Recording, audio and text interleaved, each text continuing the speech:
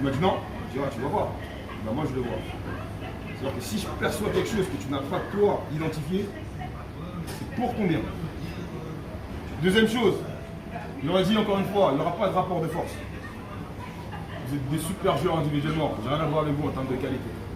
Par contre, je suis de l'autre côté aujourd'hui. En tant qu'éducateur, entraîneur, tout ce que vous voulez. Il va falloir construire une équipe, on aura du recul. Ce qu'on va vous donner comme information, c'est pour le bien de l'équipe. Mike Tyson, champion du monde pendant des années, il aurait pu cartonner son entraîneur en 5 secondes tous les jours. Par contre, il avait besoin de lui pour être champion. Tout ça pour vous dire qu'au bout d'un moment, il faut savoir la position de chacun. Il n'y a pas de rapport de force, il n'y a pas de repos. Si on veut tous avancer, il faut qu'on se dise qu'on est tous là les uns pour les autres. Prise en main, terminé, on enchaîne sur le terrain, et à partir du moment où des joueurs comme Bakambo qui prennent 18 millions par an, 18 millions par an, 1,2 million par mois, 300 000 euros tous les samedis, tu lui dis 10 mètres, il fait 10 mètres. Tu as tout compris. Maintenant, quand tu pilotes et tu leur dis, il y a un jeu, ils arrêtent, paf, ok, allez voir. Pendant qu'ils vont voir, tu leur fais un petit retour. Tout simple. Ça, c'était le premier test en pratique.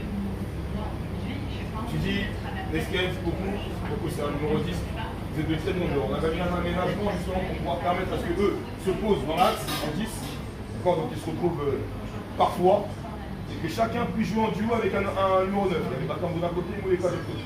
Et voilà, c'est le côté. Donc, ça fonctionnait pas mal. On arrivait à fixer, renverser, etc. Et il n'y avait pas ce qu'on voulait. Ce qu'on voulait, c'était justement garder le temps d'avance. Maintenant, il faut leur expliquer ça. Et eux, d'habitude, ils ont quoi comme information pour moi qui est bien passé? Les gars, c'est trop lent! Joue plus vite, joue plus simple! Mets-la avant! En pro, il n'y a pas de pourquoi tu as fait ça? En pro, c'est directif, même dans le jeu. Ça, c'est dans la pédagogie au niveau de la formation que je vais pouvoir poser des questions. Donc, moi, je suis allé dans le questionnement avec eux. Dans leur retour, j'ai pris 30 secondes. J'ai dit, les gars, franchement, je suis top. Polo, les skates, techniquement, qu'est-ce que vous voulez savoir? C'est un truc de fou. Gaël, ça tout pareil. Super. Alors, moi, Polo, tu prends un ballon, tu as une seconde d'avance. Et tu as une seconde d'avance parce qu'avant, tu as 3 potes à toi qui ont fait le travail ici. Ça veut dire que s'ils ont réussi à fixer 5 joueurs, il reste que 3 joueurs sur tout le reste du terrain. Techniquement, tu es top. Tu es un joueur super. Par contre, la seule chose que tu as permis collectivement, c'est que l'adversaire s'est repositionné pour tout recommencer. Ton objectif, si tu veux créer quelque chose, c'est quand tu reçois le ballon avec une seconde d'avance, le joueur juste après toi le reçoit avec 3 secondes d'avance. Là, tu auras créé un truc collectivement. Le mec, il m'a regardé comme ça. Un pro, capitaine standard de Liège, il a marqué contre Arsenal, Europa League. Mais pour lui, c'était tout de suite un truc, le football pour les nuls, tu vois. Mais ça, il a tout de suite compris pourquoi en fait. Et ça, je pense que c'est un temps de gagner. Je vous dis ça pourquoi? Pour en revenir à ce que je voulais dire au début, le bon manager, le premier rôle du manager au départ, c'est de s'entourer. S'entourer de forces vives, parfois plus compétentes, tout en gardant le contrôle. N'ayez pas peur un jour de travailler avec un mec qui est plus fort que vous. N'ayez pas peur de travailler avec un mec moins fort que vous allez, avec qui vous vous sentez bien. C'est ça, justement, le management. Et vraiment la réussite dans un staff. Si vous voulez aller loin et réussir, il faut absolument que vous soyez tous dans la même direction. Là, on est tous réussis. Je pense qu'on est quasiment tous dans la même direction. On veut tous la même chose. Pourquoi ça fonctionne bien en Val-de-France? Pourquoi au district, il y a les dirigeants qui disent il y a un club dans tout 77 qu'il faut vérifier, qu'il faut surveiller, c'est Val-de-France. Au moment où ils disent ça, il n'y a pas une équipe en régional. Vous pouvez demander à Fred, il n'y a pas une équipe en région. Que des équipes au niveau départemental. Ils disent par contre, il se passe quelque chose. Parce que le choix des hommes, à un moment donné, il était judicieux. Les gens me disent, putain Chris, pourquoi tu prends toujours Mika? Je sais pourquoi je prends toujours Mika. Parce que j'ai besoin de Mika. Mika, c'est une opportunité pour moi. Les gens ne savent peut-être pas, vous ne savez peut-être pas, mais j'ai besoin d'avoir Mika là. Et ça doit être pareil pour tout le monde en fait. Vous devez savoir avec qui vous travaillez de la même façon que vous avez des certitudes dans le travail que vous allez produire.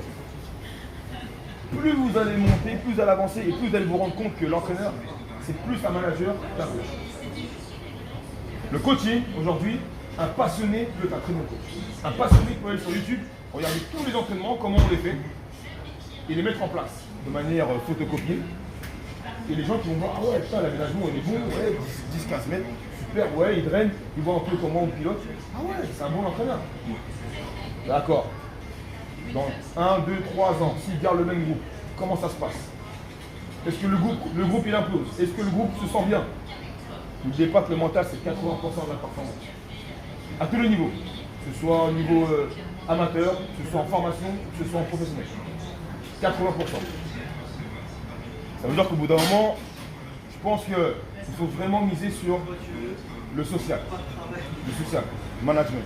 Si vous voulez des entraîneurs, des éducateurs, etc. Moi, c'est ce que je prends pour moi. Et je vous dis encore une fois, là je parle, ça me fait plaisir et j'ai envie d'être là, j'ai besoin d'être là. Là je pars en novembre et je vais revenir pour 3 mois. Et les 3 mois, je serai tout le temps là.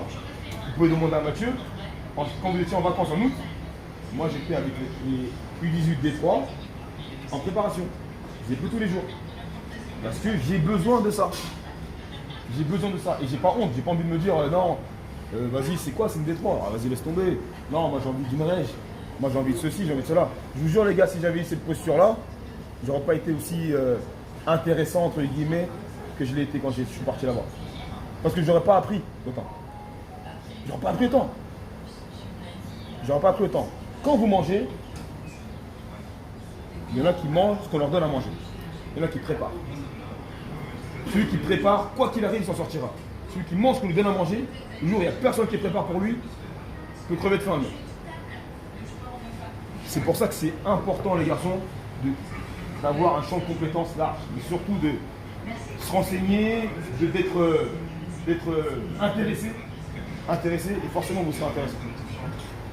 Là,